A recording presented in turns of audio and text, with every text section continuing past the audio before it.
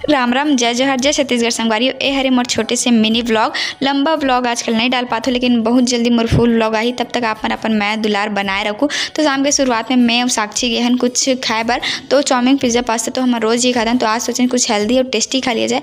तो अभी हम आए अंकुरित चना खाए बार, जो कि बहुत ही ज़्यादा हेल्दी और टेस्टी रही से संगवारी हो। ओकर बाद हम गए PGDCA के कोर्स के लिए कंप्यूटर सेंटर देखे बार। तो अभी हम आए हैं ईशान एकेडमी।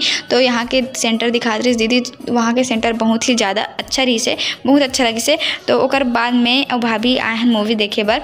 अभी थिएटर में लगे हैं ब्रह्मास्त्र। आप मन कौन कौन देखे मूवी तेला कमेंट करो। तो अभी हम पहुँच गए थिएटर, चलो जाते हैं अंदर मूवी देखे बार। तो मूवी तो बहुत ही ज़्यादा अच्छा लगी से बे, और हम बहुत इंजॉय करे हैं। इंटरवल में हम चिप्स कुरकुरे खाए हैं, बहुत मजा आई से। आज के दिन बहुत ही ज़्यादा अच्छा खट्टा मीठा रही से, बहुत इंजॉय करें। वीडियो के भी एंडिंग होते और ना मूवी के भी एंडिंग होते। तो हमन तो बहुत इंजॉय करें और आशा करा था कि आप मन भी मोर वीडियो से इंजॉय करे हो।